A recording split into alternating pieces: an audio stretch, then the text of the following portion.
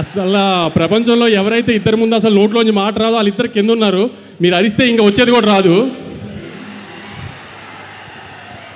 నాకు అసలు త్రివిక్రమ్ గారి ముందు కానీ తారకన్న ముందు కానీ మాట్లాడాలంటే నేను భయం. కొంచెం మీరు నాకు కొంచెం సపోర్ట్ చేసి అరవకుండా ఉంటే నేను. ఎలా ఉంది ఆంబియన్స్ అంతా? అన్నని హిందీ సినిమాకి తీసుకెళ్తున్నట్టు లేదు కదా, హృతిక్ గారిని తెలుగు సినిమాకి తీసుకొచ్చినట్టు ఉంది కదా.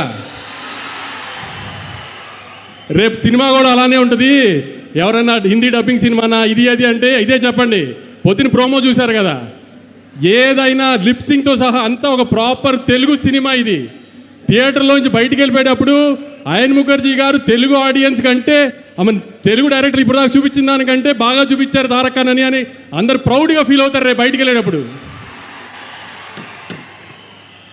అందుకే ఈ మిగతా అన్నిటి గురించి ఆలోచించకండి. Proper Telugu cinema.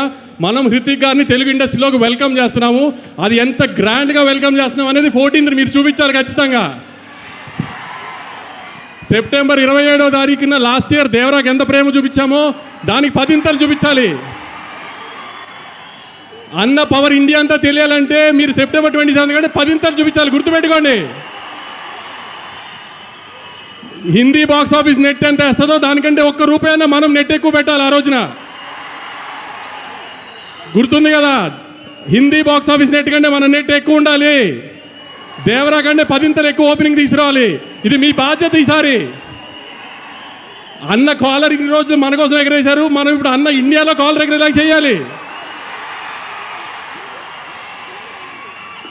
మీరు చెప్పినట్టు సినిమాని తీసుకొచ్చాం, గ్రాండ్గా ల్యాండ్ చేస్తున్నాం. ఇక మిగతా బాధ్యత అంతా మీదే. గుర్తుపెట్టుకోండి, మీ మీద వదిలేస్తున్నాం 14వ తారీఖు కోసం. నేను చెప్పాలంతా చెప్పాను.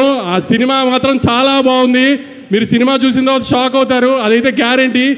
ఏమాత్రం సినిమా బాగోలేదన్నా మామూలుగానే తిట్టడం అలవాటే కదా నన్ను, దానికి 10 తిడుతురు. కానీ సినిమా చూసిన వాళ్ళు ఎవరు డిసప్పాయింట్ అవ్వరు.